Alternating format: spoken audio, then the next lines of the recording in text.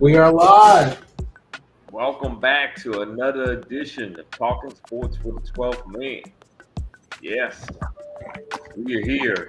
Andre, go ahead and tell them what platforms we're on.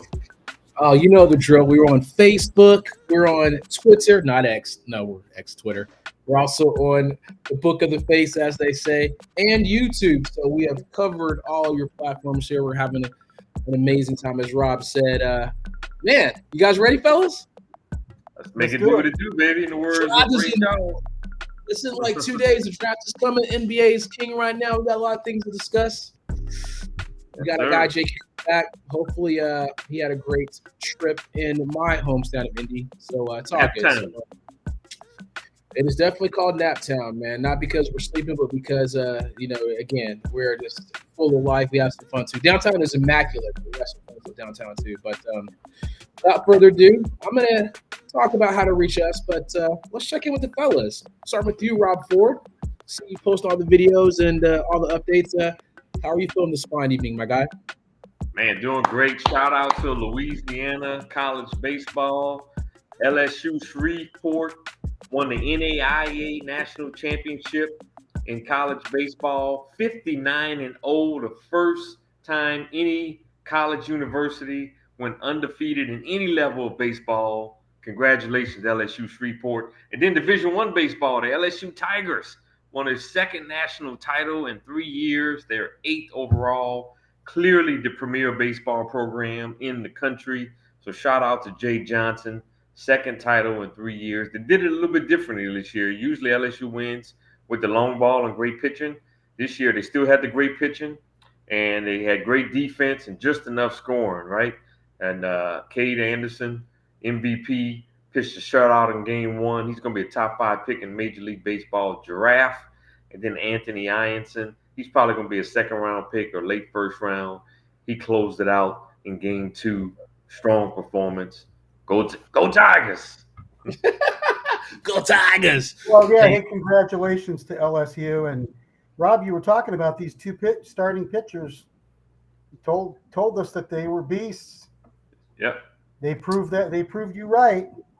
Yep, they're not Paul Skeens. Now, 2 years ago we had Paul Skeens, man. I mean, he was just unstoppable. But, Cade Anderson won't be the number 1 pick overall, but he'll probably be a top 5 pick for sure.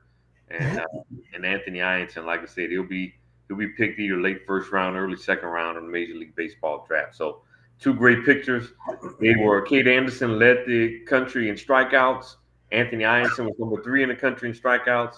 So I mean, LSU want to use 3 pitchers in 2 games in the College World Series. That's unheard of.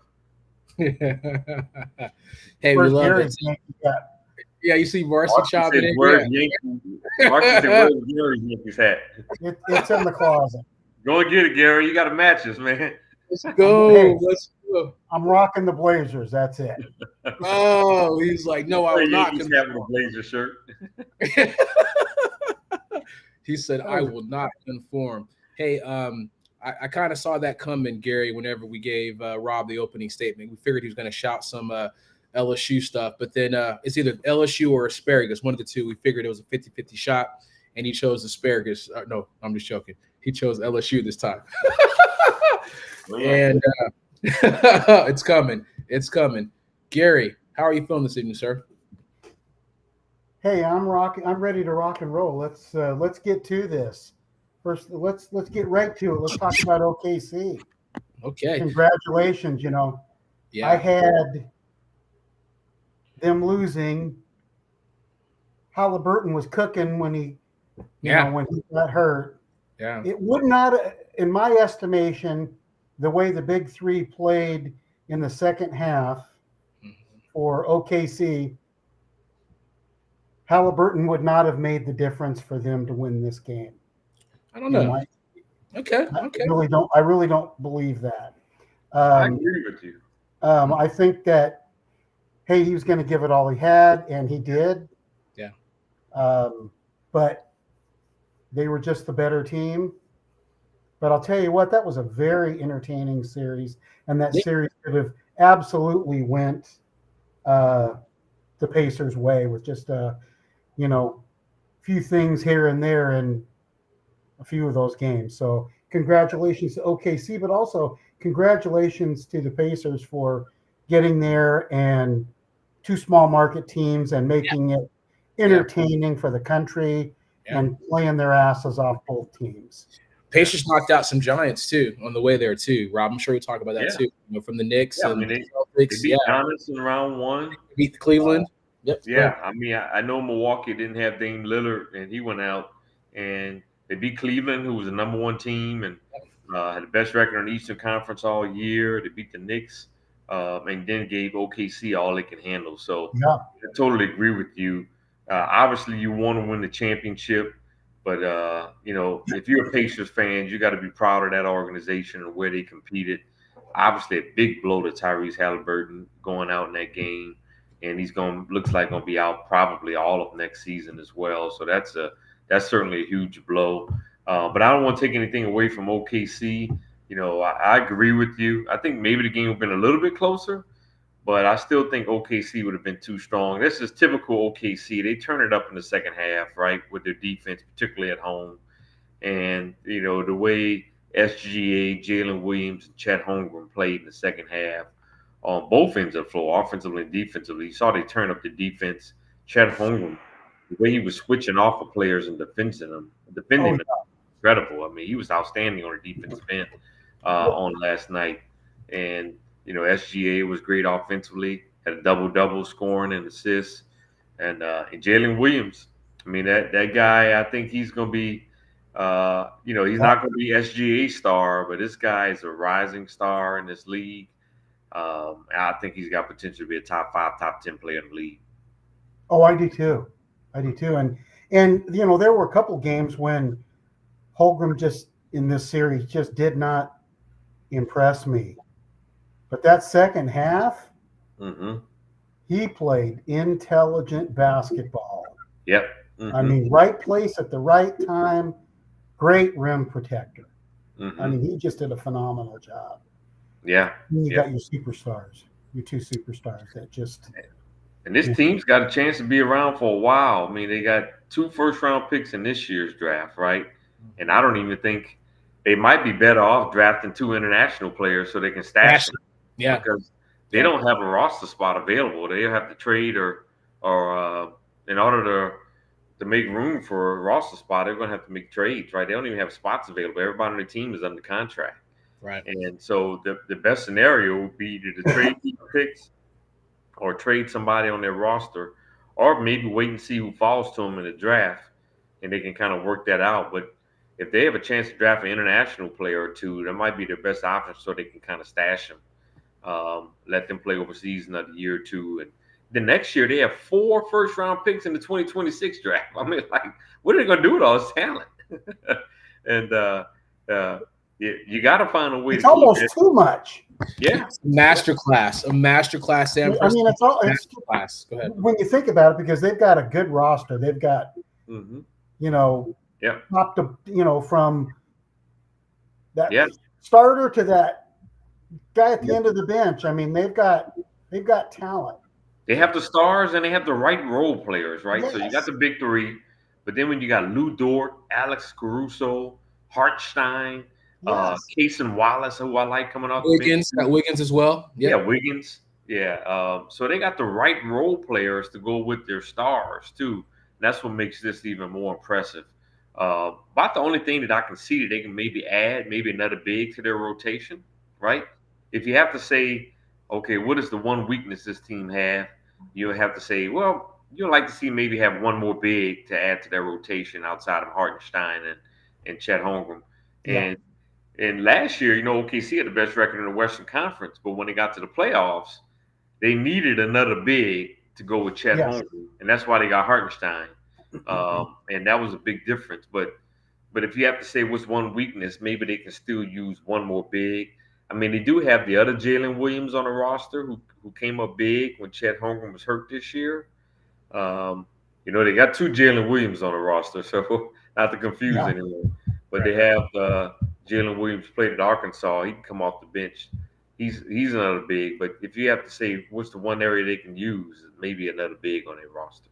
Yeah, good stuff.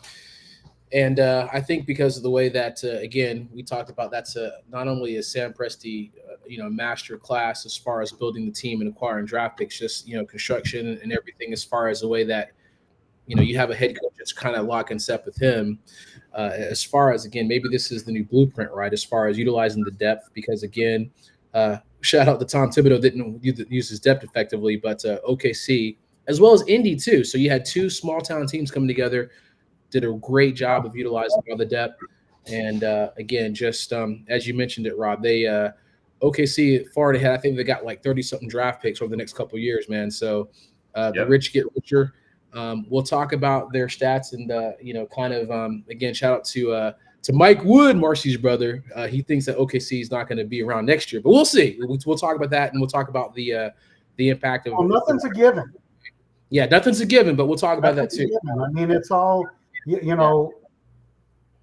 get a couple of your starters that have some bad luck during the season, get injured, whatever. Things change, Yes, let him not. So if on paper right now, as it stands, they're the team to beat. They're the team to beat, yeah. But so they can stay healthy, and they can somehow, improve their, just like you said, and get a big in the draft or trade a draft pick for a player. They can do something like that. Yeah. And stay healthy. Right. They're the team to beat again. There's a lot of parity in the NBA now. We've had 7 different champions in the last 7 years, which, you look at historical in the NBA, you usually have a dynasty every decade, right? You go back to the 50s and 60s with the Celtics.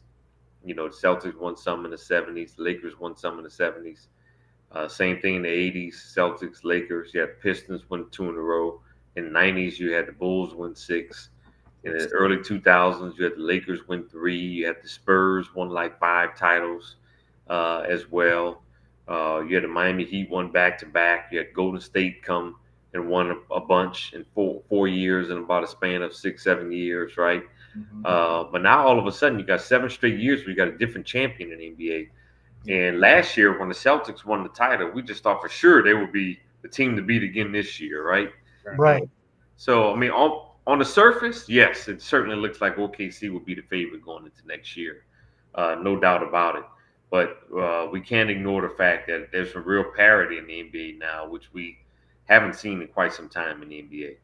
You did see it in the 70s. Mm-hmm. When you had because you had the Bullets. Yep. You had the Super Suns, the Sonics, the Blazers. I mean, so you had 7 teams, winning in a 10-year. Yeah. So that might be the last decade that we saw that kind of parity in the NBA. Yeah. Mm-hmm.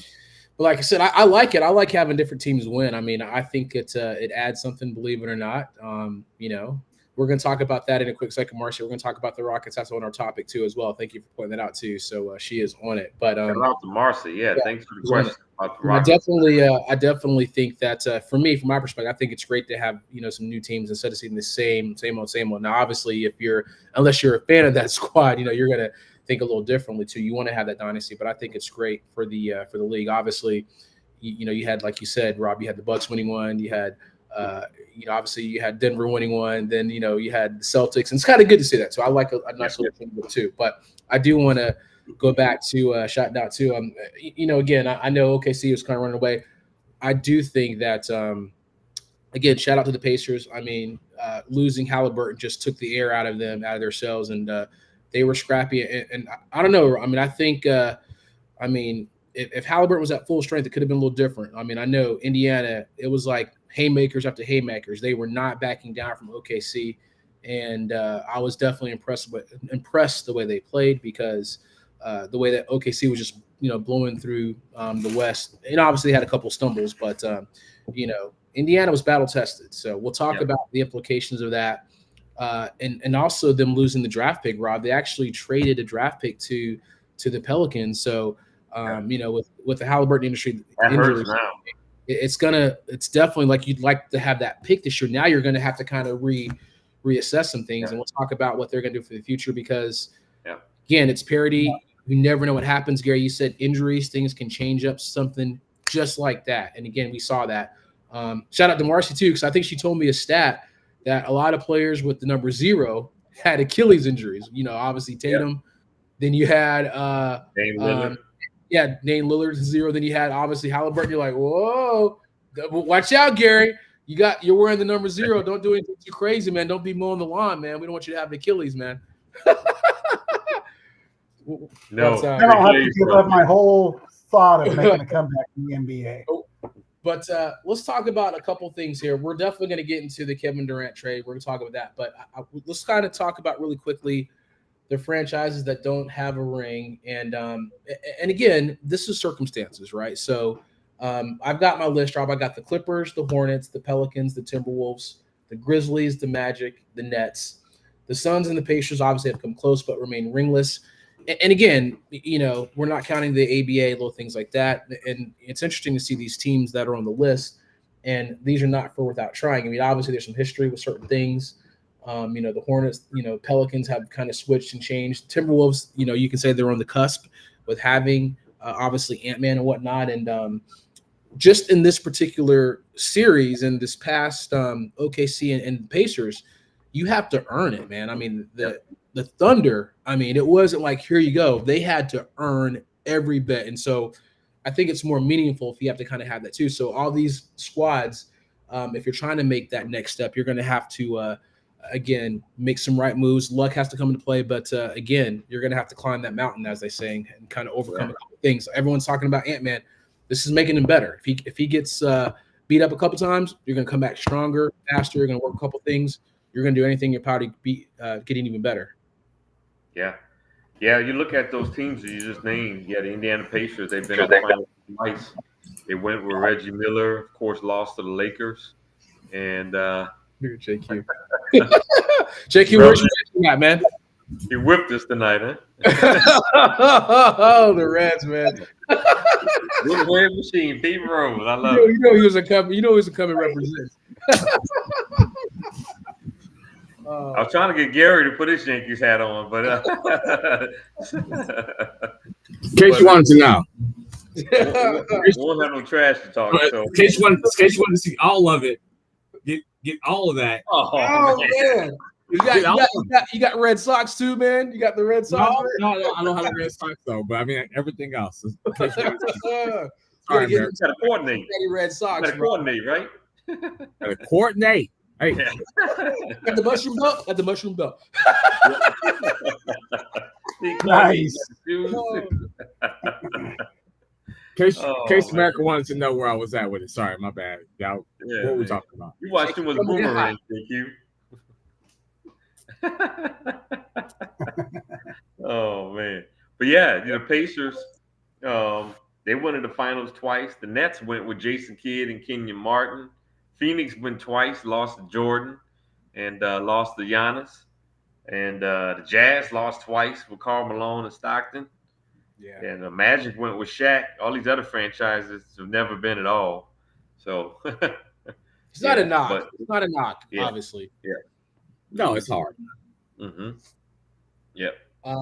We were talking about. We were giving congratulations, JQ, again to OKC, and just kind of talking about the success of them, the homegrown talent, strategic planning, and then we were talking about literally the second topic about those franchises without a ring. So again, it's not because of lack of trying; it's just again circumstances. You're running into a buzzsaw, especially back in the day. Like the Celtics were dominant. I mean, the Bulls. You had Michael Jordan. I mean, what the hell? Come on. Poor Jazz. They couldn't get the hell out of that division. Like, man, we got to face Jordan again. We're gonna put Byron Russell. Nope. Everything that's right. And that was a great squad. 60-win teams back, man. All those teams. Gary Payton, Sean Kemp, Karl Malone, John Stockton, Charles Barkley, Kevin Johnson. Some squads. Clyde Drexler. Man. I mean, they had freaking man. Even Magic got a little taste of it one year too. Kersey back in the day with the Blazers. You're like, what? I mean, I remember. I used to play Lakers versus Celtics. Kevin Duckworth. That's right, man. He got fined for eating hot dogs. Just saying. Portland had a good team. They just ran the door. Yeah. Anyway. Yeah, they lost to the Pistons one year, too. Mm-hmm. Yeah. Anything else to add to the ring with stuff, JQ, or no? Nope. Let's go. So let's talk about this Tyrese Haliburton, the Achilles injury, and just a significant setback for the Pacers. We mentioned it earlier. Their recovery time is going to take at least a year. Again, coming back to 2026. And what's going to happen, guys, is it's going to change his game, right? Anytime that you have an Achilles injury, your game is not going to be the same. You're not going to be the same explosive type of player anymore. But he's not that kind of player, though. He's not, but again, it does change some flight. So we'll see how the evaluation does happen. He's not a high flyer. There was not going to. I don't think after he gets healthy and he gets out there, you're going to have to take a period of time where you have to see how you are during game time. Your push off going to be in his mind. Your push offs, your push off. But as far as he's not no high flyer or anything. So I don't. It's a hard injury to come back from. In a lot of cases, it's harder than the ACL. Yeah, that's what we're talking about. Dominic Wilkins had that too, and not that in his later career too, but he wasn't. I know he wasn't the same high flyer, but it does affect your jump shot. It does affect a little bit of your push off. You have to be more creative. And as we mentioned too, that the fact that the Pacers gave up their pick, it would have been great for them to have something to kind of. Now you don't have that pick because I gave it to the Pelicans, which you didn't expect that to happen for sure. And just you have to protect sometimes the player from himself because you need him in there, but you're like, I don't know what you say. Like it's a calf strain. Is it kind of other things going to happen? There's so many things that it's just the finals though. I mean, it's hard to. It is hard to say. It is hard. Game 7. Hard to say, man. We're gonna switch out Xavier from next year. I mean, Game 7, NBA Finals, opportunity to win a championship. He was playing well. Yeah. Prior to the Achilles, had 3 big 3-pointers. Yeah. I mean, it's tough. Couple long 3-pointers. Yeah, from the logo practically. Yeah. So he was locked in. He was locked in. That's for sure. I'm sure he got all the treatment he needed to be ready to go out there and play. Man, just an unfortunate situation. It really is. Really hate to see that. If you're a sports fan or a basketball fan, you just didn't want to see that, regardless of who you were rooting for in that game. You didn't want to see that happen to Tyrese Haliburton. Good dude. And that was just tough to see. And tough to see, period, in the playoffs this year. You see Dame Lillard, Jason Tatum, Achilles, and then you go back to the regular season. Kyrie Irving, DeJounte Murray as well. So it's like 5 guys. And that's, like I said, all those guys are going to miss a good portion of this upcoming season. Not miss a good portion. Gone. Just go ahead and say it. Done. Oh, yeah. No, I'm talking about the ones that got hurt in the regular season. They may be able to come back and be back in February, March. They don't got hurt in the playoffs. Yeah, they're done for the year. No, if I'm an owner and I've got investments in this and I have a long-term plan, you're done for the next year. It's so wild that it's happening so late in the season for all those dudes. You're done. Mm-hmm. Anybody that comes back and tries to play early lets me know that the trainers and the owner ain't shit. No, I agree. What I was saying is the ones in the playoffs are definitely done, but the ones DeJounte Murray and Kyrie, they happen a little bit earlier, so they might have. But Kyrie was still late enough to where my thing is this: we talk about it. If you value Kyrie, use him as an example. If you value him and you want him to be on your team, mention the other guys. Hey, I want a championship. This is how you get it done. You don't rush that guy back. You let him come back and say, hey, man, because getting hurt again and coming back as a shell of yourself, and then he's out there getting crossed up and people going past him because he's not fully healthy. Don't do that to him. Mm-hmm. Don't do that to him. I think he's still more valuable. Not with that kind of injury. No, I don't think so either. That's they're all those players that we mentioned are investments. We've invested millions and millions of dollars in these guys. Yep. Bring them back and let them be the best of whatever they're going to Chance be. to win a title in 2 years if they're healthy. Dallas with Kyrie Irving, Cooper Flag, and Anthony Davis, and even the role players that they have with them, P.J. Washington, Derek Lively, Daniel Gafford, right? They have a chance in a couple of years to compete for a title when they're healthy. So you definitely have to make sure that Kyrie's healthy. Yeah. Mm-hmm. That's almost like it's. And a part of me is like, is it do we get to the point of the back-to-backs and what's happening? Like, it's happening to so many dudes with the schedule as they have crafted. Do we have to? I don't know. Like, at the point where multiple people are getting it at the end of the year, lets me know that the grind of the schedule and the way that you have constructed it and what you're having going is got to be a part of it that we have to look at, right? Like all these late season injuries, and not just late season injuries where you're like, oh, he tweaked the ankle, he pulled a hamstring.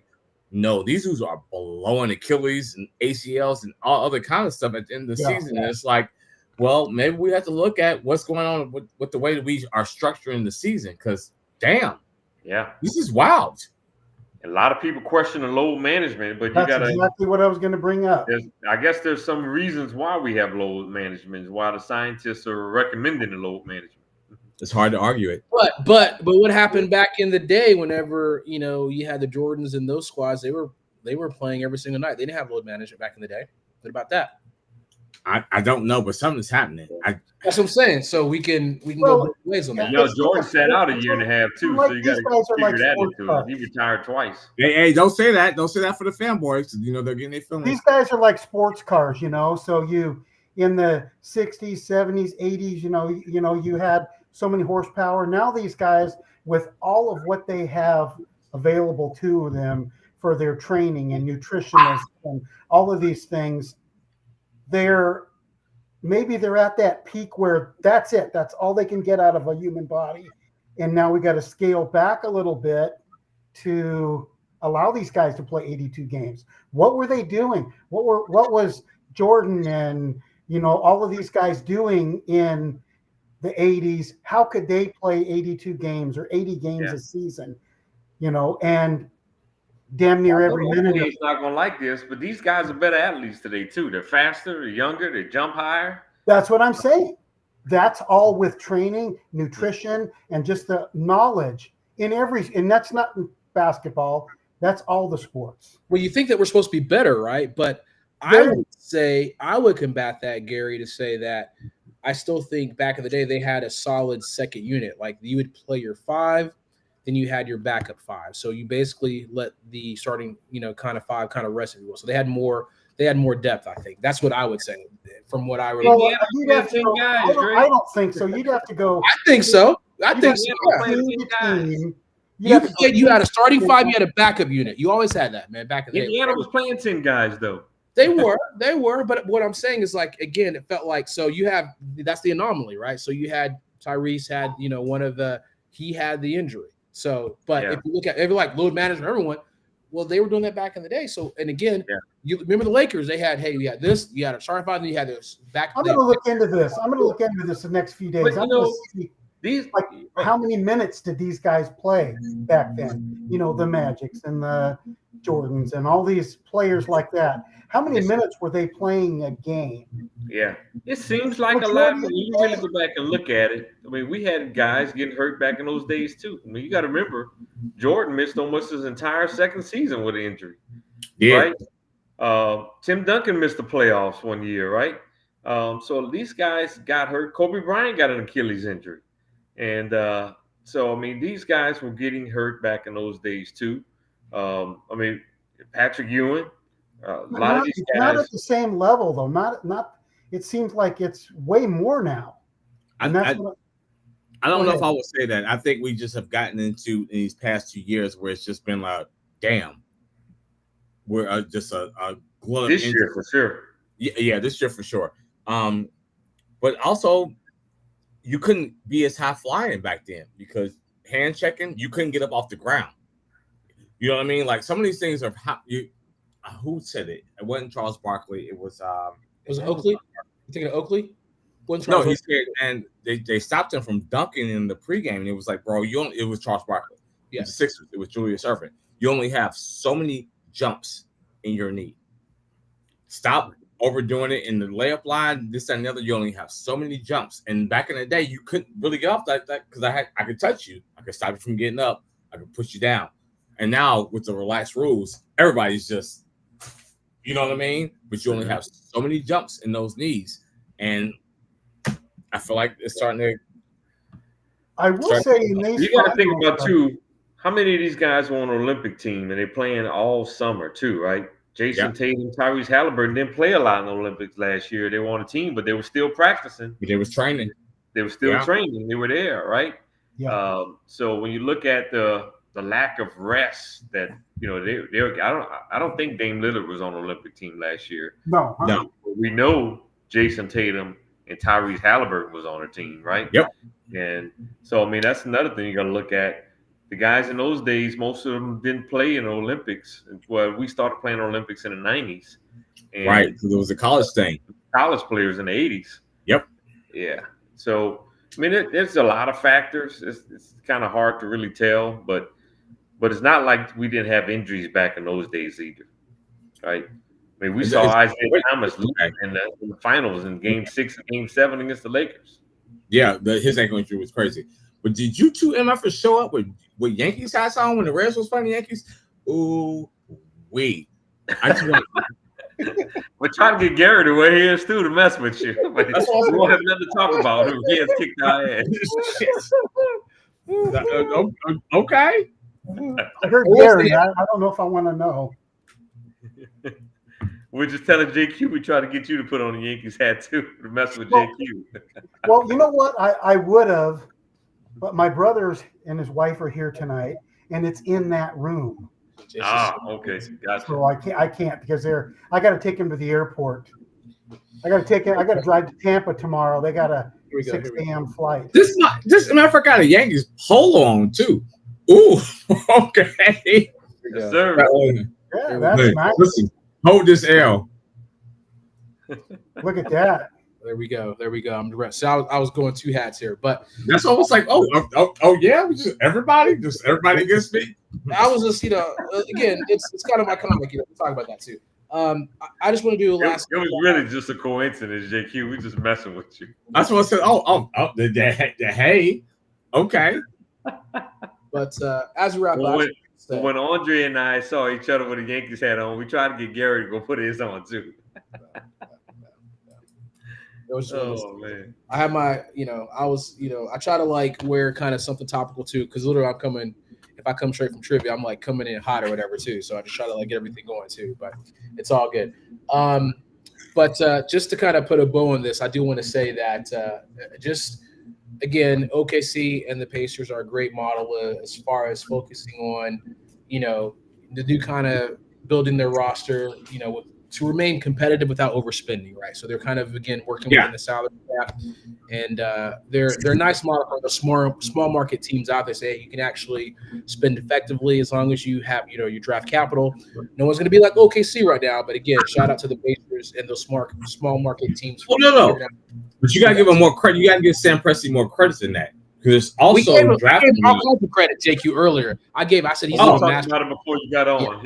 Yeah. Oh, I'm sorry. Because I mean, he sold at the right time on all his superstars. Yeah. And that's where he is now. So I'm really curious to see how they work these. Like they got 2 picks in this draft, don't they? In the first round. 2 first round. Yep, 2 first rounds. So, but you got a full squad. How many next what do year? you do? 3. They got 4 first-round picks in next year's draft. Yeah. They got 2 first-round picks in this year's draft. They got 30 picks. Right? They got too many picks. Yeah. JQ, before you came on, one of the things I was saying was they don't even have everybody in their rosters under contract. They don't even have a roster spot. So that's what I'm saying. They might have to draft a couple of international players in the first round and stash them. Just stash them. Yeah, that's crazy. Crazy. If I was them, I would just trade them and just get another future first round pick, and then they will. They will. Because the thing about it is, at some point, if those dudes be the guys you think they should be, you can't pay all of them, and you're going to lose some of them to free agency, and you're going to have second first round picks to backfill that. So I would just keep kicking the can down the road. Like, you want this first round pick, even your next one, your first round, like 2 years from now, and you can have this one.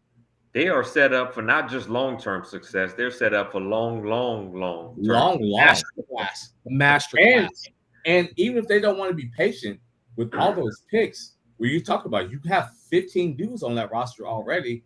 You could take a swing at a Giannis or disgruntled superstar X coming up in the next 2 years because, like, hey, I see what they're doing.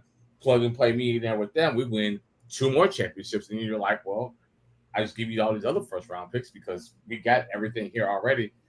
Listen, Sam Presti has done a masterclass, and I congrats to him because I know that he wouldn't have got the credit for what he deserved to get credit for if they hadn't won. Yeah. But now that they have won, but he's still sitting on a top talent picks.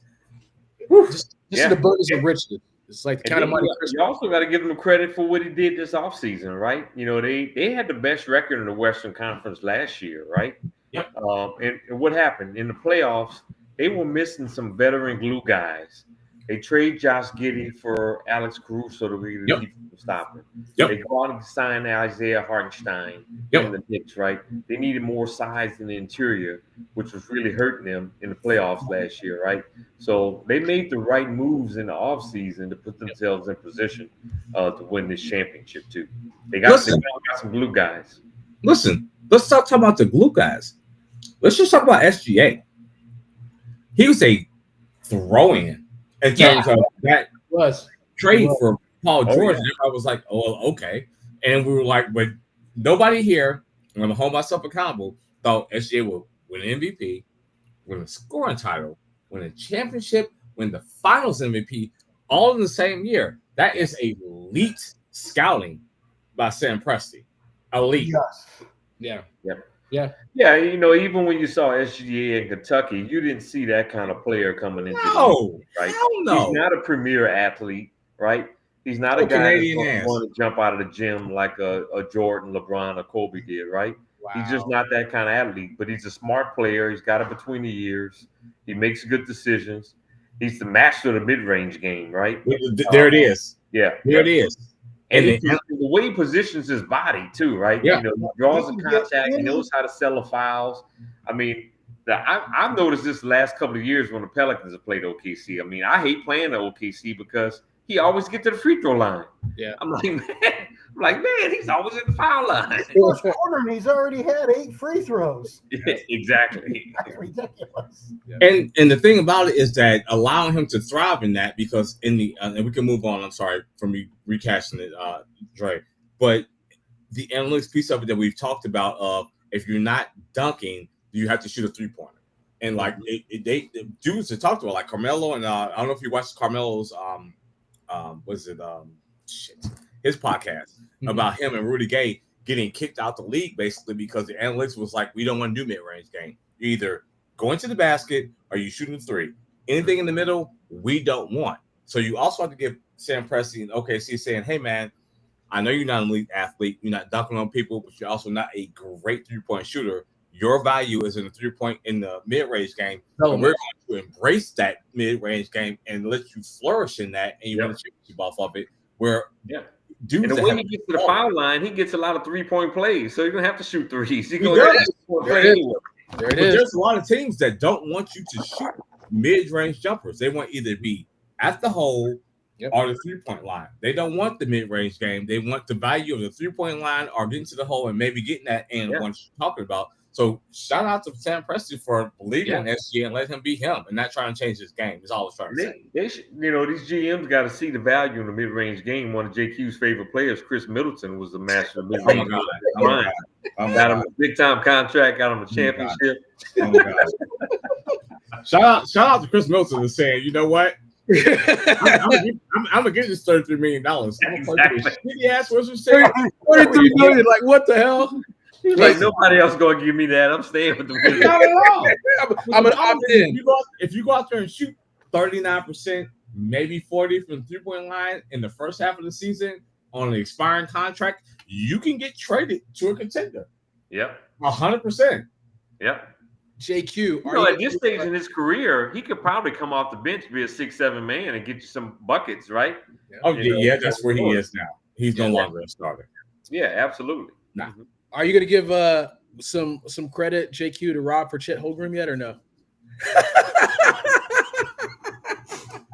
He missed that damn lob dunk when they got their ass. When they got blown out and he threw an alley hoop and he missed it. I said, "Oh my God, Chet." Actually, I'm gonna give JQ credit, man, because Paolo Banchero, he just don't have the players around him like Chet has. Chet not the best player on his team. He's not right at all. He's the third best player on his team. So I'll give JQ But he some fits in credit good on that with those one too, boys. with Banchero. Mm-hmm. Thank you, Rob. That's a good third wheel to have, though. No, listen. No, Chet was phenomenal in the second half last night for OKC. He was. The way he was switching off of players and blocking. Yes. He was phenomenal on the defensive end. No, he was. But my point is this, and I said it when that draft happened. I said, you got to get the dude that can get his own shot and doesn't need any help. I still believe that Chet needs help. He has Jalen. He has SGA. It allows him to flourish in that role. I'm not mad at him, but he's doing what he needs to do. And he listen, you got him an AT&T deal, SGA being MVP. Like, go on, get him Chet. I'm not mad at him. I was just saying if I'm drafting number 1 overall, I'm going to draft somebody that can get their own shot. And that's why I was talking about Paolo. And now you see him. I'm interested. That Magic team. Whew. We'll see. We'll talk about that. Franz Wagner and Paolo Banchero and now Desmond Bain. Yeah, they could be a problem. We'll see. If Jalen Brooks would just stop bullshitting and play some basketball, then you also got Jalen Socks. Yeah. We'll talk about that. So let's talk. I know Marcia's been waiting for this. Let's talk about the Kevin Durant trade. And Rob, we're gonna get to your mock draft in a quick second too. But again, we briefly talked about this last week, JQ. We're gonna bring it back. Okay. The big move was that obviously Kevin Durant and Rob had some powerful points because he still thinks that Kevin Durant is a 6-man. We'll talk about that. But you want to bring Kevin Durant off the bench? You got Jalen Green, Dylan. No, Jalen Green's gone. This is what I'm talking about. This is what I'm saying. If you're the Suns, you get Jalen Green, Dylan Brooks. You get the number 10 pick in this draft. 5 second-round picks. 5 second-round picks. You can have all those bullshit second-round picks. Have them. The NBA, the second-round picks is not as valuable. But what I'm saying is it's not that valuable. But the point is, so now Houston, they were a 50-win, they were a great win squad last year. So now you bring Kevin Durant in there. Is this enough to make the Rockets a serious contender in the West? Yeah, absolutely. Again, that's the topic. That's what we're talking about. So was it too much? Was it too much to give up for him, or was it like, did I actually recorded a clip on Saturday. You go back and watch it. I recorded a clip on Saturday, and I said the best fit for Kevin Durant was the Houston Rockets. 100%. The trade happened the next day. I had no idea. 100%. So, I thought the best fit. Now, would I have liked Houston to keep Jalen Green? I would have, right?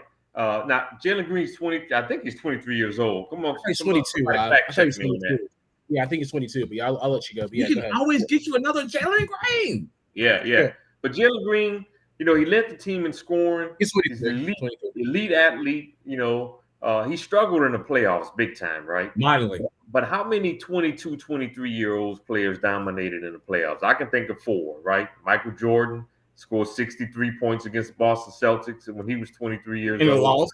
Yep, and he lost.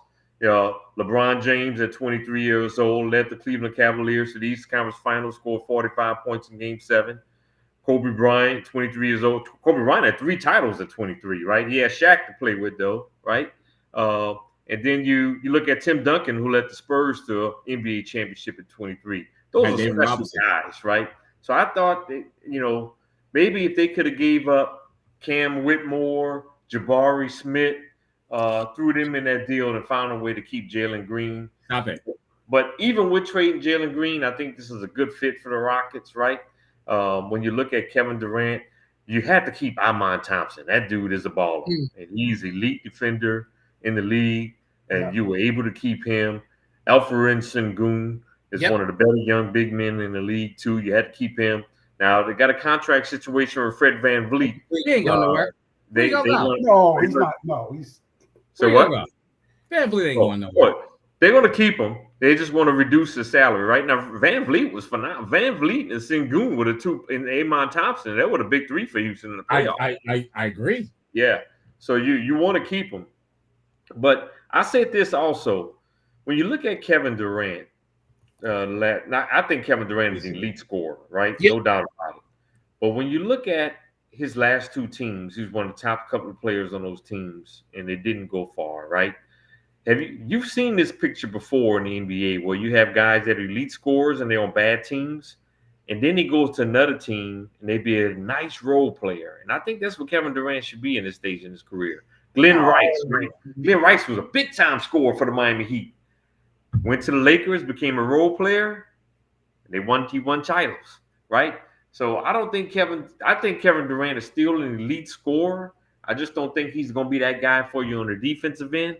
And, you Antoine Jameson, right? Big time scorer, averaging almost 30 points a game. They're always on bad teams, right? I think Kevin Durant has become that kind of player where he's a big time scorer, but he's doing it on bad teams at this stage in his career, right? Clark Kellogg, Ohio State, big time scorer in the NBA for the Indiana Pacers. Are you comparing Antoine Jameson and Glenn Rice to Kevin Durant? Kevin Durant's 37 years old. I'm not saying Kevin Durant when he was 25, 30. Kevin Durant, you're going to get 4 years out of him. He has to. This is where we can agree to disagree. The last two teams he was on, he was the 1 or 2 player. And what did they do? I got you. But Bradley Beal sucks. Sorry.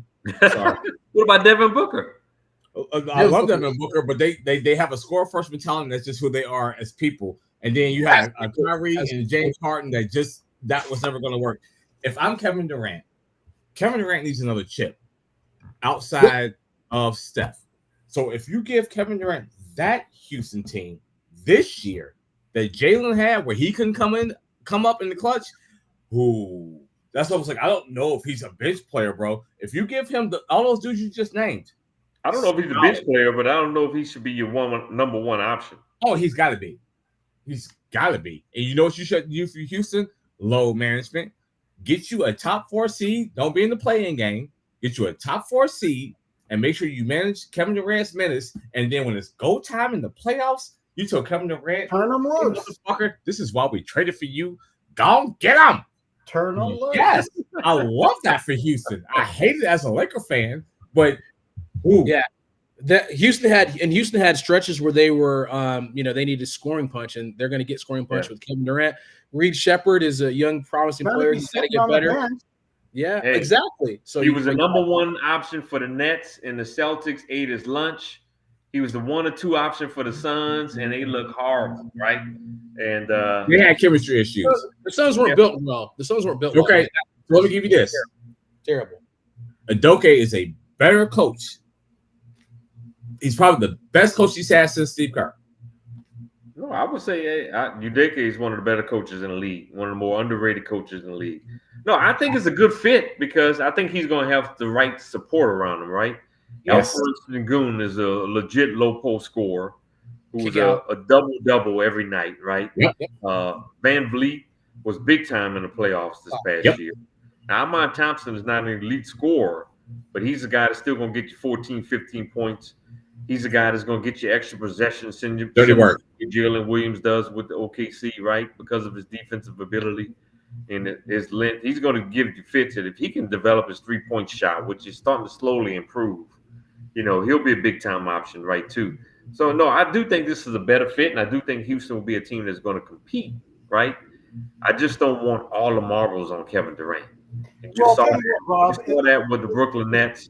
I mean, the Celtics ate him alive, right? They were blocking his shots, everything, right? And we saw that with the Phoenix Suns where they were putting too much on his plate.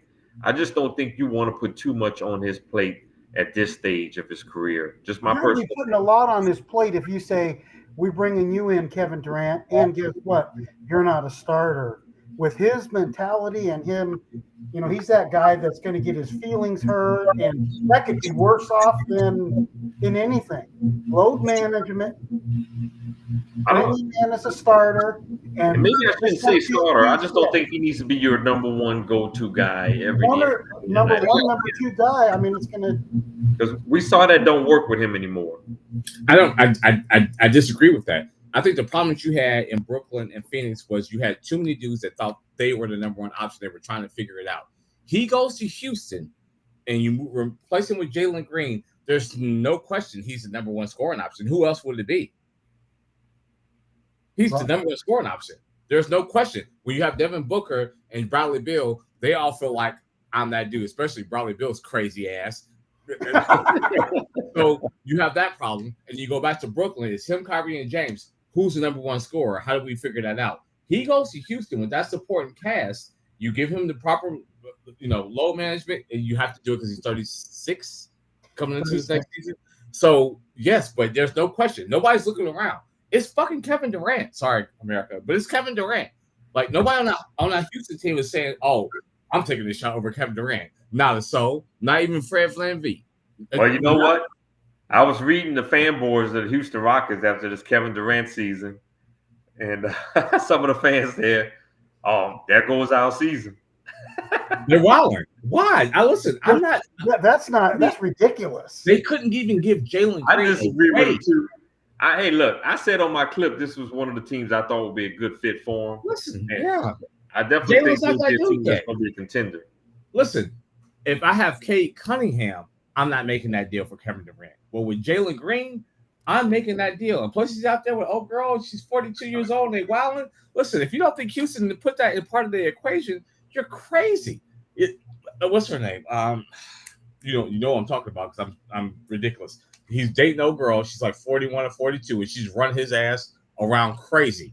And he is, and it's a part of it. And if you don't think the ownership don't know it, you're out of your mind. They understand. We gotta appreciate JQ for knowing the pop culture because I have no idea. Listen, hold on, I'm gonna give you her name. Go ahead, Gary, get him. She's he's the starter. He'll be the number one option, and they'll be a contender, absolute contender in the West. And I think, and Robbie may be worried because again, Dre Michelle. Okay. Oh, that's Armand Thompson. She's 40. And he's 23. Yeah, that's a problem. That's a problem. She got that game. She got 23 with money though. Yeah, they know. Listen, and you know who else knows it? The Houston management. They said, "Yeah." Hey, I will say, this, Rob. Are you thinking that Jalen Green is going to kind of end up like an SGA type of player? You think at some point, like he has? I don't see that. I don't see him being that kind of player. I'm just asking, like, if you're like, because I know you were kind of saying that. Hey, no. I mean, he was the leading scorer. He did struggle in the playoffs, right? And that was the reason why he got traded. He didn't struggle mightily. Playoffs. They would have beat the Warriors in that first round series, right? Yeah, they need some offense. I think he only had one good game that entire playoff series. One good game, and that was it. I mean, that series won 7 games. If he would have showed up in that series, they would have beat the Warriors and moved on to the second round and possibly competed, with the T-Wolves, right? So that was a big blow. Sengun and VanVleet and Armand Thompson were the 3 best players in that playoffs. And Armand Thompson, they gave him a lot offensively, but he gave him so much on the defensive end that he was such a big factor. But yeah, the thing about Alfred Sengun, he's at this stage of his career, he's drawing double teams in the paint. With Kevin Durant being open behind the 3-point line, that's going to be huge on the kick-out ability. So you got another shooter. VanVleet, you saw he took advantage of that in the playoffs. Those double teams that Sengun was drawing. So it gives you another perimeter shooter. And that's why I thought it was definitely a good fit for him. And I keep forgetting. I know you don't like Jabari, but Jabari was playing good until he got hurt. He was playing good until he got hurt. Yeah, he didn't. Down the stretch, he didn't give him much either. He's talented. And they got another guy on that team who's a dog defensively too. What's the guy name? Played at LSU from Cincinnati. Taron Eason. Yeah, Taron Eason. Yeah. Yep. He's another dog on the defensive end. They just needed somebody to say, "Hey man, I got you. I got buckets for us." Mm-hmm. Yeah. And they wanted Jalen to be that guy, and he might end up being that guy. But I'm not mad at the gamble because I feel like Kevin Durant just wants to play basketball. He's going to play till he's 40, so you're getting 4 years out of him for Dylan's sorry ass. the 10th round pick that might not be nothing. It's the last year of his contract, if I'm not mistaken. So they'll have to figure that out. They finna pay that motherfucker. Sorry. They're gonna pay that sorry, man. I'm sorry. Shake you coming in hot. Shake you coming in hot. Hey, so before we're probably gonna go a little extra here, but Rob, we would definitely want to get to your mock draft, and apparently the team should have consulted Rob before making all these trades that had to. We do the mock draft, but the mock draft is on our Talking Sports Facebook page. Before we go, yes, sir. Does somebody tell me what the hell is happening with Ace Bailey? What are you doing? He's not working out for teams. He refused to work out for the top. That's kind of what he's gonna work out for, like the top teams. That's it. And he's apparently getting some bad advice. We talked about this last week, but that part. You get some terrible advice. Listen, he's got talent, but you not Jordan. You just can't walk in this draft and say, fuck y'all. I work out when I want to work out. I do what I want. Like, who's giving him the advice? Deion Sanders? Oh, no. Oh, let's go. No, that's cold, Gary. Come on. I'm sorry, but come on, man. Come on. We're not saying it's that, but my bad. I will say this. We're gonna talk about this. Rob, as much as we love your mock draft, there's some wishful thinking because Rob has literally mocked Ace Bailey to the Pelicans, which again, wishful thinking. I'm not a fan of the Ace and Newell for the Hawks, but we'll talk about this later. But again, well, I mean, he might because he's sorry. Go ahead, Rob. Go ahead. Yeah. Hey, we all know who number one is going to be. It's going to be Cooper Flag. Number two. We talked about that. I mean, when they're healthy in another year or two, they're going to be a serious contender in the Western Conference. And the Spurs, I said this the other day. I know they were in possible contention for Kevin Durant. I heard Phoenix wanted the number 2 pick and Stephon Castle. Nope. And I said, I'm hanging up the phone. Yeah. I'm not taking Stephon Castle. And Dylan Harper, I think, has the potential to be a Cade Cunningham kind of player. I really do. Obviously, I don't think he's going to be that kind of player in year one, but I think in a couple of years, he has that kind of potential to be a Cade Cunningham kind of player. And you have Dylan Harper, Stephon Castle, De'Aaron Fox, Victor Wembanyama, the Dennis Rodman wannabe on their team as well. Sojan. Yeah. Okay, Jeremy. We got think was it. Jeremy Sohan. Yeah. So no, that's going to be a legitimate roster, and I think going to be one of the teams that's possibly going to be competing with OKC here in a few years. They're going to be a problem. Harper. Philadelphia looks like they're all in on VJ Edgecombe now.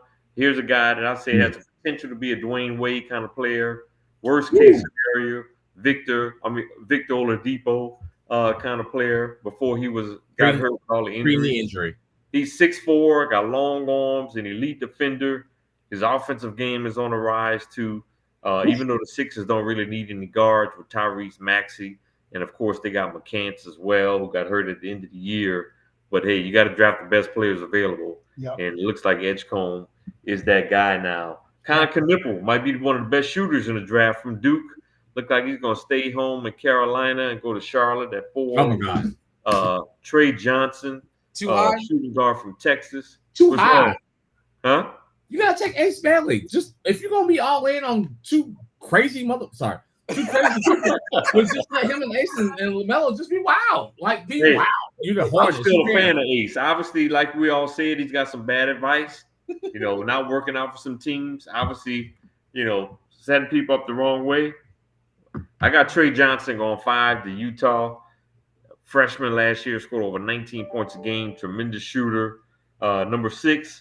Kaman Maluak, the big center from South Sudan, played at Duke, 7'2". He's going to be a great rim protector, probably the best shot blocker in this draft. Going to be a great rebounder. Obviously, his offensive game still extremely raw at this point in his career. And yes, I have Ace Bailey falling to number 7. Of course you did. Joe Dumars. Of course you did. A big fan of his. And so I got him on number 7. I think that at worst he's a stretch 3 and a solid defender. He needs to work on putting the ball on the floor and get to the basket, but he can shoot the basketball, right? And listen, if you have a problem, the worst place to put a young black dude with a problem is in New Orleans. Get out of here, man. Joe Dumars there, man. He's going to have a great mentor. Get out of here. You have Reggie Bush, Marcus Colston, all those young black brothers had some success in New Orleans, man. Get out of Marcus here. Colston did not. Reggie Bush got caught. No. Marcus Colston is a solid dude from Hofstra. Reggie Bush got caught in that nonsense before you could actually pay somebody and it'd be okay. Ace Bailey is wilding. If he's just that wild, be it on Bourbon Street every night, oh my God. Man, those players not going to be on Bourbon. Man, I love it. Those players don't even go down to Bourbon Street. Shit, I bet you be down there. JQ goes to Bourbon Street. Listen, I'm gonna go kick you Ace's ass on Bourbon Street. Yeah. Those guys don't even hang out down there, man. What you been drinking tonight, JQ? He's on fire. Are you on Bourbon Street? Listen, I'm on Ohio State Street. But listen, Ohio State hotel on Bourbon Street with Ohio State. I've been down there. If you give me some money, what? Go ahead. I'm sorry. I just don't know if a dude that's got mental issues or bad timing or bad advice should be on Bourbon Street with millions of dollars. Just doesn't seem like a good idea. But that doesn't seem like. You want him in Utah? Yes, we'll sit his ass in the goddamn house. Yes. Go ahead. I'm sorry. Only conversation. Oh man. Jeremiah Fear is a guy I really like. He's climbing 6'4" guard out of Oklahoma. I got him going number 8 to the Brooklyn Nets right now. At number 9, they got Igor Dimon, point guard from BYU, 6'9" Russian, 6'9" point guard, high basketball IQ. Yeah, I actually had him going to the Hawks in a few of my mocks. I moved him up to number 9. Carter Bryant is your typical 3-and-D guy. Have him going to Phoenix at number 10. So they acquired that pick from who did they acquire that from? Houston. Carter Bryant, 6'8" small forward, can really shoot the basketball, and he's a good defender too. Portland still got the same pick as my last mock. Kaspers Jakoshonis, point guard from Illinois. He also went to from Lithuania as well. They call him Jaku for short. Another guy, 6'6" point guard, can shoot the ball, can run an offense, high basketball IQ as well. Atlanta, I got him taking Asanu, power forward from Georgia, right? He's a guy that's moving up in the draft. Tremendous athlete. You know, they look at him as a guy that's going to come in and be a good defender and rebounder right away. Obviously, is a good athlete around the rim. He's going to have to improve his offensive game here a little bit here, but got Asanu going to the Hawks at 13. And the Hawks and the Pels got 2 first-round picks. The second first-round pick for the Hawks, I got taken Jason Richardson's son, guard from Michigan State. Look, he's only 6'1", 6'2", 6'3", but his athleticism makes up for his height, right? His last 15 games at Michigan State, he was really good this past year. 16, 17 points a game, 6, 7 rebounds, 5, 6 assists. I'm not really mad good. At that, Rob. But how tall is he really? Rob, I'm not mad at that pick, but how tall is he again? Is he like 6'1"? Some say 6'1", some say 6'2", some say 6'3". But it's about the short point guards. We already got another short point guard. I don't know if we're going to go. His athleticism makes up for it though, and that kind of helps because he can jump out of the gym. He's a lefty too. He's a lefty. And he's quick. But what pick is that? Pick number 22. Oh yeah, but you can't be. Listen, if he was taller, he wouldn't be there. Pick 22. Sorry. Go ahead. JQ is fired up. JQ was like, at 22, that's a great pick. I mean, I had Jace at one point. I had Jace Richardson going top 13, top 14. So I mean, for getting him at 22, that's a heck of a pick. I like bigs, Rob. You know me though. I want some bigs, but I'll let you slide, man. But you got Asanu there at the first pick. I know. We'll talk about it. I would have doubled 23. Out. I got the Pels taking 6'7" small forward Will Riley from Illinois. Great offensive player. He can put the ball on the floor, get to the basket. He can shoot it. He's got to get stronger, though, and that's the reason why he's going this late in the draft. He's got to get stronger, and he's got to improve his defensive game. But offensively, he has the skills to handle the basketball, can shoot it, get to the rack. But he's got to work on his defensive game at the next level. Then the Lakers only have 1 pick in the draft, 55 overall. I have them taking Max Sugar, 6'5" guard out of Virginia Commonwealth. He improved every year in college to shoot the basketball. He's from the Ukraine. So obviously he's a guy that's taking a flyer on there in the second round. Why would you do that? You got Reeves, Luka, and so that means if you take that guy, then somebody's getting traded because all you need is big dudes. If you take another guard when you are guard heavy from the 6'3" to the 6'5", 6'6" range, that to me means that somebody's getting traded. Mm-hmm. But you got to realize the second round pick. What are the chances of them making a roster? And yeah, that's true. To me, your dad is not. None of these guys' dad is on the roster already, so they probably won't make the roster. Well, just take a flyer on somebody that's huge at 6'10" that just needs some work. I'd rather do that than take somebody I know ain't gonna crack the rotation. But can I ask a question? We got Vladislav Golden, center from Michigan, 7 feet. You know you want him. Listen, no, I don't. You said you want a 7-footer. Listen, you don't want nobody from Michigan. Oh God, I love it. Oh man. Okay. He's like, I don't want him from my Michigan. Rob's response. You got Roscoe Skorsky from a 7-footer from Australia. I'd rather just take a swing, and if it don't work out, nobody's going to kill you because it's a second round pick. Well, can I ask a question? How far did Illinois go in the tournament this year? Why does Illinois have 2 first rounders? Like, they had some injuries at the latter part of the year. I think they went to the second round.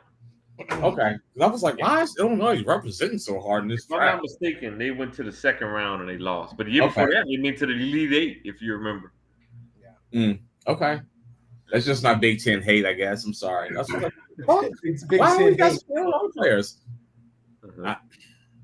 Listen, if it ain't my team, I hate them.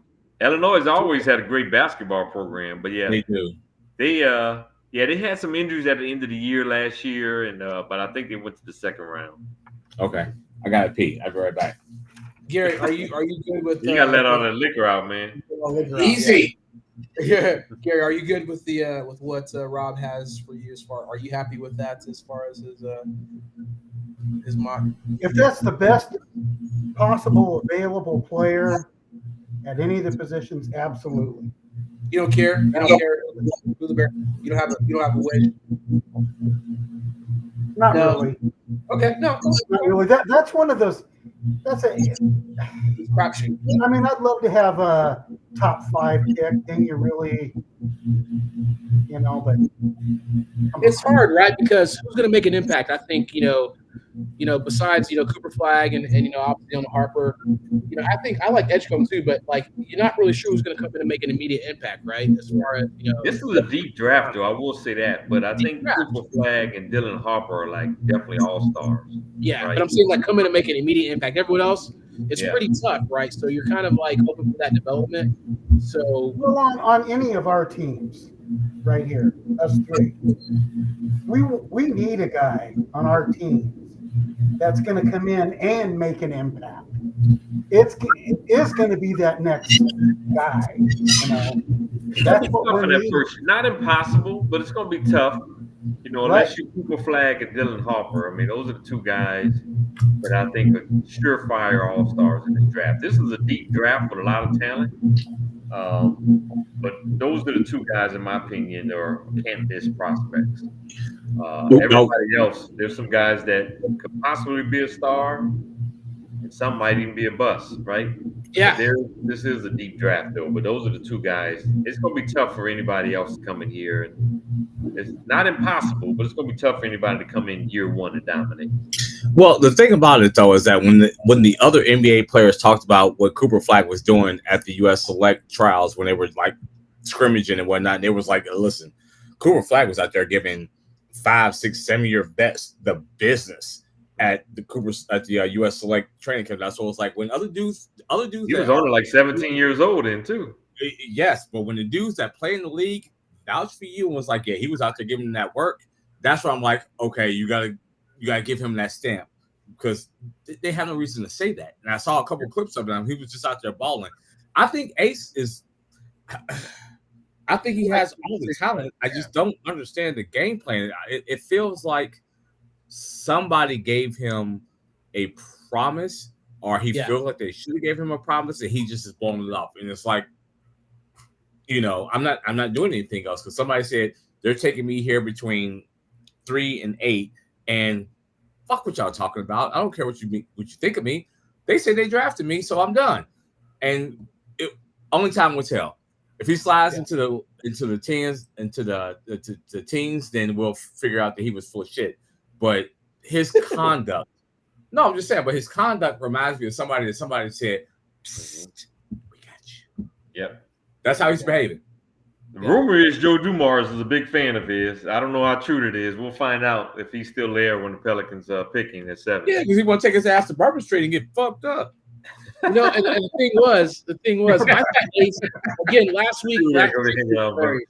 Last week, JQ, we were $1 million will buy you a lot of slushies down there. There it is. Yeah, we were saying, JQ, we didn't really know how tall he was because at first they were saying he was 6'10", but in actuality, he's probably closer to like 6'8".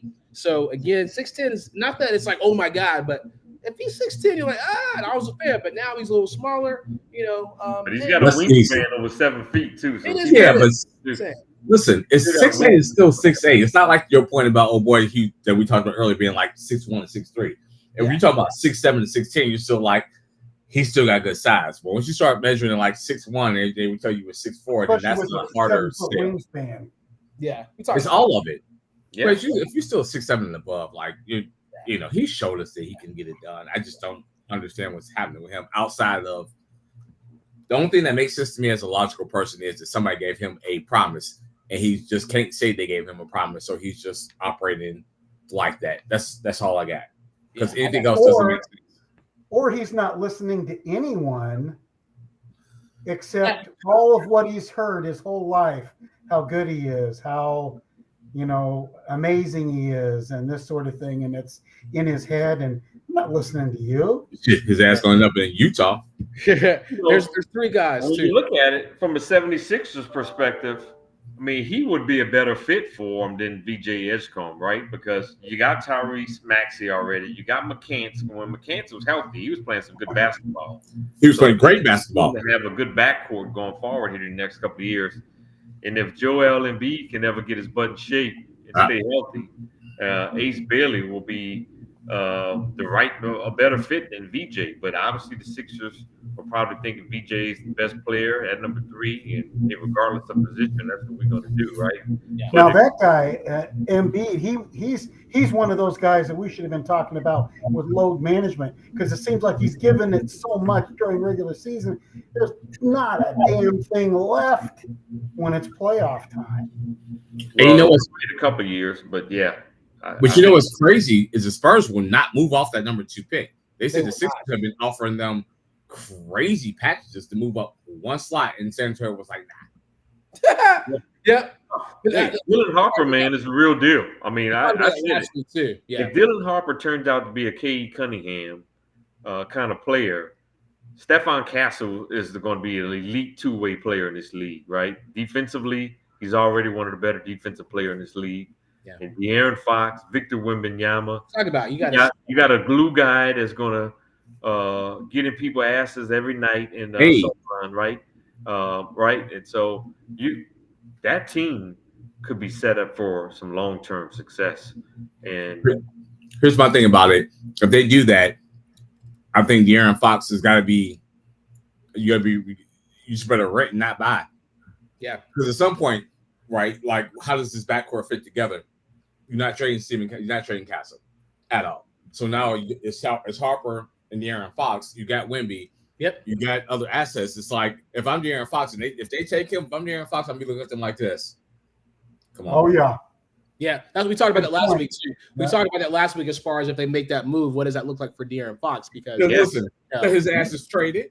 Yeah. Yeah. But at some point, you got to make a decision. Hey, do I want to go to a team and be a number 1 option, or do I want to go to a team and win the championship, right? And De'Aaron Fox as a number 1 option is probably not going to win you a championship. Listen, ain't no probably not going to happen. So if De'Aaron Fox with this Spurs team, if he plays his role, he can still play at a high level, and this team could win the championship. I mean, if all pieces fall into place. I don't disagree. I'm not saying that it would be De'Aaron Fox being a problem in the locker room, but if you're the Spurs management, I've got 3 guards now. I'm not getting rid of Castle. I just drafted Harper. They're both on rookie contracts. So if I That's so you can play at the 3 though. He's about 6'7", 6'8". You could, but if you're like, hey, I need to get another big maybe to play along with Wemby, who's my best trade option that's out there. De'Aaron Fox, I think, still has a lot of value on the market that I can keep these two young guys with Wemby also on a rookie contract. Yeah. Not only can we save money and still win, now I can get him and maybe go get another first round pick or maybe get another backup big. Like if I'm De'Aaron Fox, I would feel some kind of way if they took him. I would. And you got Sohan, who's a bulldog on the court. The Spurs got 2 first-round picks, too. You got to keep that in mind. So they got pick 14. Yep. I got a ticket, Colin Murray Boyles, power forward from South Carolina. This dude is 6'8", but he's the dog. But we talked about it. It's not football. Once you get to 14, you want that dude to come contribute, but you can't necessarily count on that. I think for the kind of player Colin Murray is going to be in the NBA, he could come in and compete. He can come in and have a big impact right away because you're not going to come in here. He's not going to be the kind of player that you're going to want him to score every night, right? Yeah. He's going to be the kind of player that you want to come in and be a dog on the defensive end, be a menace to society, right? On the court. And so, on the court, that is, not in real life, but to be a menace. Get some extra possessions out of it. Get some extra possessions. Be a dog on the court and be a glue guy. Colin Murray Boyles is the perfect player for that. A lot of scouts were really high on him. If he was 6'11", 7 feet, he would be in the top 5 in this draft. But since he's 6'8", he's going right here around 14. But he's a bulldog, right? Don't be surprised the Hawks take him at 13. I got him going 14 to the Spurs right now. But if that happens, he's another guy that can come in and be a glue guy for you. No. I mean, I get it. It's just Dre. How would you like that? I'm kind of torn. I mean, because again, I've seen the Draymond Green comparisons, and again, he's a 6'7", 6'8" power forward. You're like, but again, the defense is great. We need a defensive, guy besides Dyson Daniels. So I'm not totally mad at that for sure. So I need somebody to come in, get rebounds, block shots, to be that other guy. Whenever Dyson Daniels, we need some defensive guys too, but then we also need some scoring too. Whenever Trey goes out, you have no scoring. So we need somebody that can stretch. That's why I was going to ask you, Rob, about Cedric Coward, about Rashad Fleming. Those are 3 guys. Those are 2 guys I kind of like, right? I like guys that can create their own shot. That are, again, or unless we get a guy like in the trade exception, like we get like a Cam Johnson or like Nikolai Walker. There's a couple guys that we have like 25 million for a trade exception. So what we do in the draft can kind of impact this as well, because if that's the case, Rob, I'm in.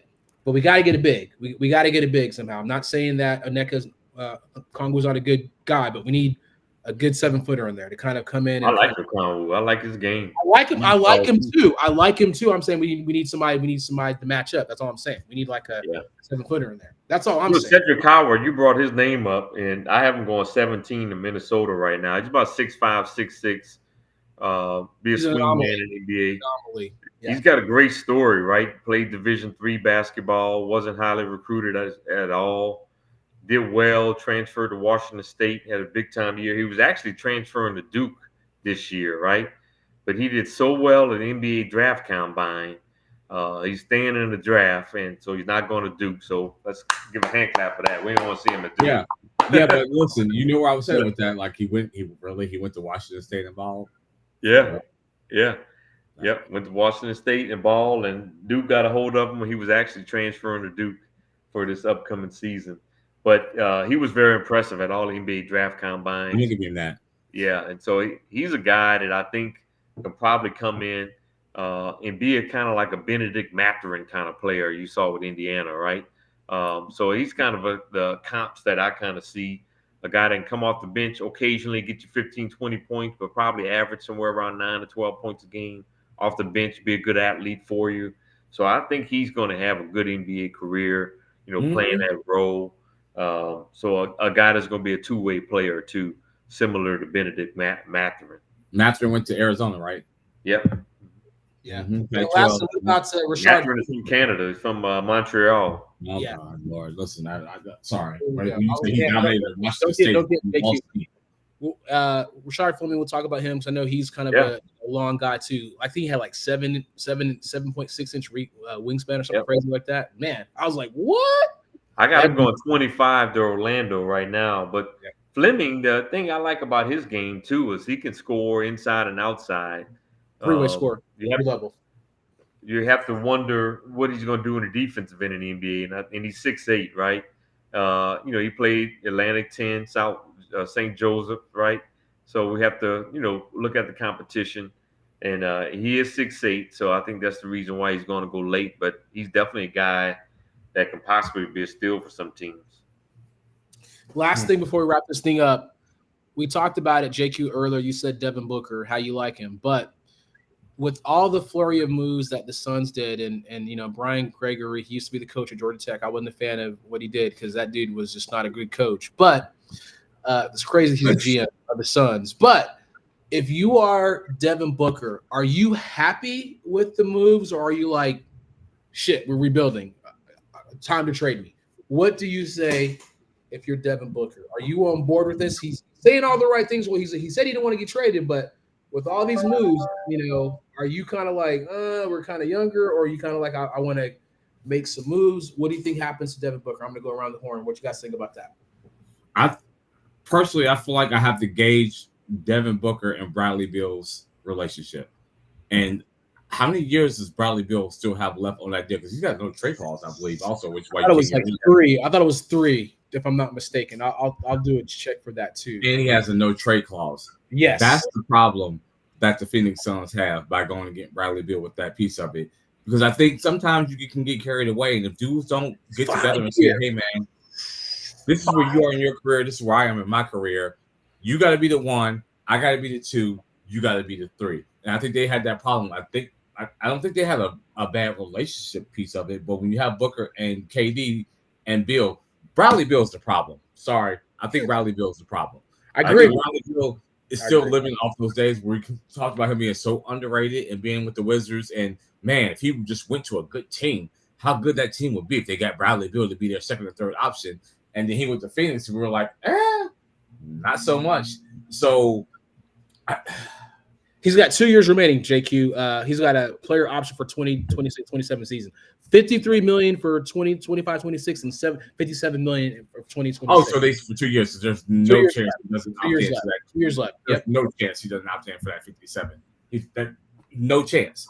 So, but when you get to that part of it, you can, but you still can't trade him. So if I'm Devin Booker, I don't know. I feel like he's wasting away in Phoenix, but I just don't know.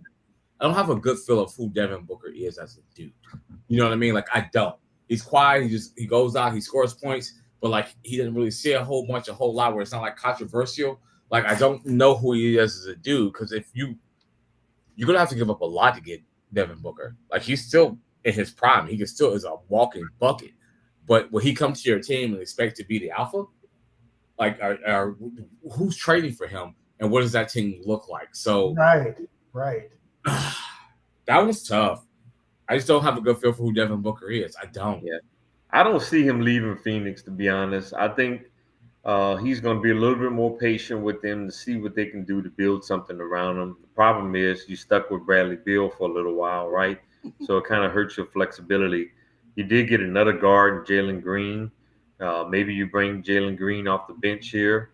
So you got to see what you can do in this draft here. I think they have 2 first-round picks. Dillon Brooks. They got Dillon Brooks, Rob. They got Dillon Brooks. That shit. Nobody cares about Dillon Brooks. I'm just talking about the trade, JQ. Damn it. And they got the number 10 pick in this draft.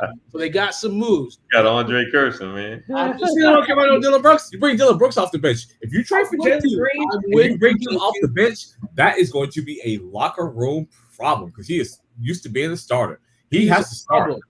I'm just giving you the trade. That's I got you. But Dillon Brooks' punk ass is going to be off the bench. You got to start Jalen Green. Him and Bradley Beal can fight over it. How about that? Dillon Brooks and Bradley Beal. You can't trade for Jalen Green and have him come off being the go-to scorer for the number 2 seed in these playoffs, and they come off the bench. That is going to be a problem. He'll probably I think my gut feeling is he's probably just going to stay right where he's at. I agree. I don't think he's going anywhere. I think he's going to be, just like I said, I think he's going to be a little patient and kind of see where they go with some of the roster moves and things of that nature. If they can be somewhat, you're definitely guard heavy, right? I mean, he If got they can be Grayson somewhat Allen. competitive, I think that they can. I think he'll just stay right where he's at. Yeah. Listen, bring Grayson Allen, Dylan Brooks off the bench as their own little mob unit. That's what I would do.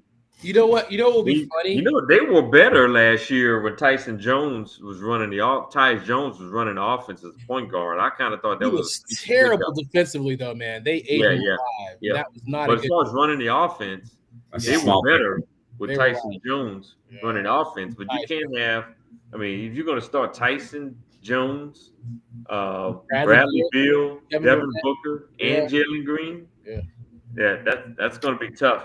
Listen, I will put Bradley Beal's ass on the bench till he begged me for a trade.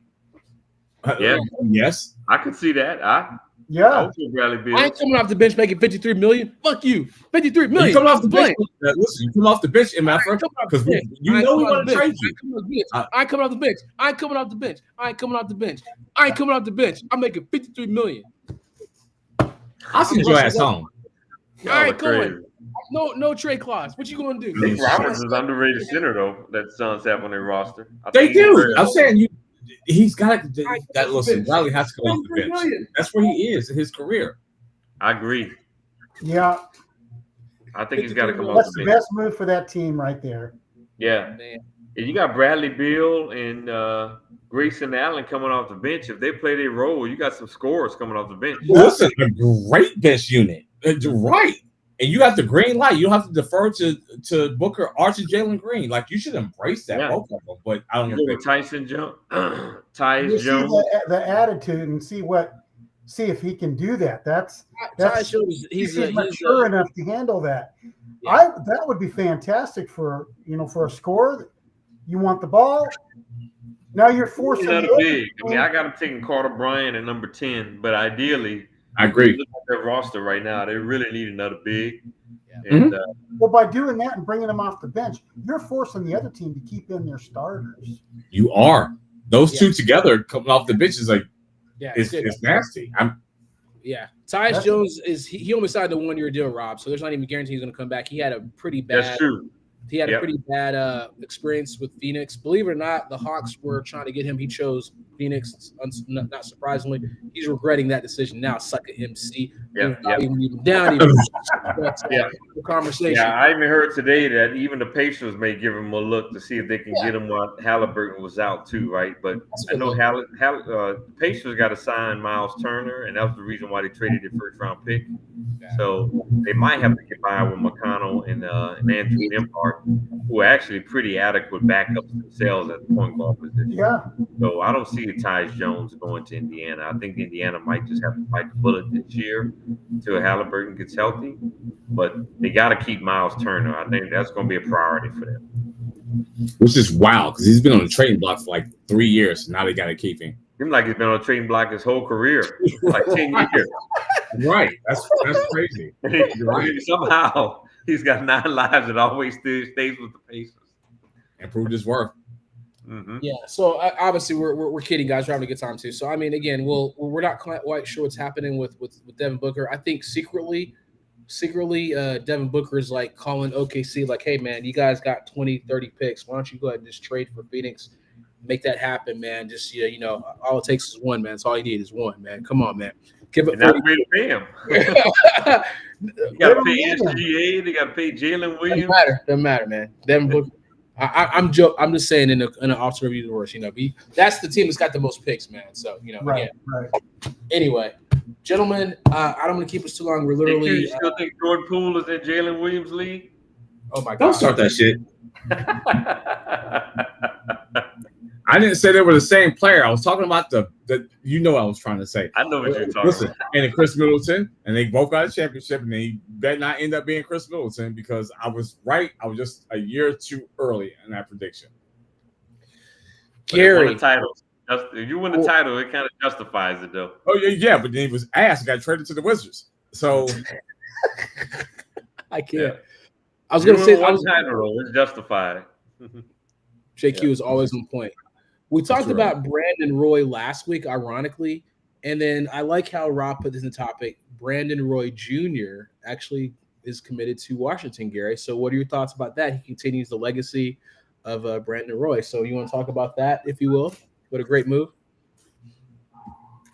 And he's going to take his dad's number. Nice. Retire number. Nice. I think that's a fantastic move. There's nothing better than that, I think. You know, if you had a son that goes to the same college and takes your number, he's not going to be Brandon Roy. There you go. Yeah, which is why you should take his number and don't go to the same school. That's what I'm thinking. Don't put that kind of pressure on yourself. 100%. Forge your own path. Going to your dad's school where he was a baller and taking his number. Woof. Yeah, he should have went to East Tennessee State. Easy. Come on, man. See, that's crazy. Oh man. Hey, he's a 6'2" point guard, so he's shorter than his dad was too. Yeah. Oh yeah. Yeah, I'm just saying that's a lot of pressure. That's a lot. I'm rooting for the kid. I'm just don't do that to yourself. It's tough. It's tough to kind of follow some footsteps too, because Shaq's son, Michael Jordan's son. Come on, he's following your daddy, who was injury shortened career from being that guy. You want to wear his number and go to his school? Yeah. Well, I don't know about 2026. The Pac-12 will be back. Yeah, there it is. I don't know why they're calling it the Pac-12, but yeah, right? Yeah, they only have 8 schools. Wait, what? I missed that. Huh? I missed that. The Pac-12 was back, and who's coming in? Oregon State, Washington State, San Diego State, Utah State, UNLV, Boise State, Gonzaga in basketball. Who am I missing? Well, listen, a whole bunch. Yeah, you're missing some teams. Rob. What up? How many we counted there? Listen, 0. Oregon State, Washington State, Boise State, Colorado State, Fresno State, San Diego State, Utah State, and non-football is the Zags. Oh my God. Oh, so UNLV is not in that number. I'm sorry. You're right. I think they're still trying to recruit UNLV. To do what? Hey, Dan Mullen is UNLV. He's talking a lot of trash. He's new head coach. They're going to finish at worst second place in the Mountain West. They might win the Mountain West. Okay. They're the Pac 7.5 right now. Listen, they're still trying to recruit some schools, though. The Pac -2. That is awful. That is awful. You know it's awful. Stop it. It's really just the Mountain West. Yeah. It is. Mountain West is kind of repackaged. They got the new deal with CBS Sports, right? That's kind of what happened. Kick your ass. They're going to kick your ass. Actually, just an extension, really, a 5-year extension.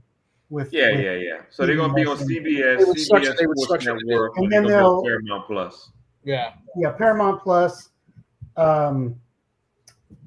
They've got some games on ESPN and the CW. So yeah, if you're up at 11:30 on a Saturday night, you can watch San Diego State play UNLV in a game that nobody cares about. Hey man, sorry. Finally, Oregon State's gonna win a Pac-12. Let's go. Let's go. Gary's going to be rocking Tigers gear on the show here with his Pac-12 championship shirts. Hey, Gary Payton might be walking through that door again. There it is. That's right, Oregon State, man. You talk about man, that'd be amazing. Hey, no, it wouldn't. Yes, it would be. I love the tradition, man. Gary Payton, man, the glove, man. Let's go. go. Walk in and watch Oregon State go 8-25. Who cares? Stop that. Hey, you sound like Aaron Rodgers. You frustrated with the run game, man. Come on, Rob. Come on. Listen, it's all the running game. I was waiting for the running game. It wasn't me. I didn't do anything wrong. It's that running back that threw that interception, not me. That's why he went to Pittsburgh, Andre. He wanted to get with Arthur Smith. He know Arthur Smith gonna run the ball. That's true. Arthur Smith will run the hell. I'm sorry that his dad passed too. Fred Smith, the CEO of FedEx, he actually passed. So it's kind of sad too. Oh damn, I didn't know that. Yeah, no, I didn't know that either. Yeah, but anyway, he will run the ball. That's definitely a situation where, but that's funny how he's blaming the he's like, yo, man, Breece Hall, man. Come on, man, Aaron. You don't make those. You had Garrett Wilson, and you got your boy, Devontae Adams. Come on, man. Everywhere he goes, he gets what he wants, and he still wins. Wait a minute, and we hired your OC, who everybody knows who sucks. We brought him for you. Yeah, he was terrible. Listen, I'm going to be. It's the run game, but it's the run game. He's a whiny dude, man. We just gotta give him some cheese to go with that wine. That's why he played in Green Bay all the years, like the cheese. Oh my God. Dollar violin. Folks, welcome. Thank you for another edition of Talking Sports. Rob, wrap this up, my guy. I don't know what night we're gonna be on, but I guess it'll be either Monday, Tuesday, or Wednesday. We'll let the fellas decide. We'll be back on next week. We'll be talking NBA draft, NFL training camp. Some teams are reporting in 3 weeks, believe it or not. Wow, right around the corner there. College football around the corner as well. I just did my Big Ten and Mountain West predictions. Go and check them out. And, hey, right around the corner. Right around the corner. Yes, JQ was telling y'all who's going to win the Big Ten right there. He's waving his Ohio State flag. Julian saying, what is he going to do this year? What's Julian saying going to do this year? Listen, back to back. Let's go. Man, you sound like Dave Chappelle, man. Hope you're not on high. Those baby skits that Rob was sitting with David Chappelle, that was hilarious. I was like, this guy.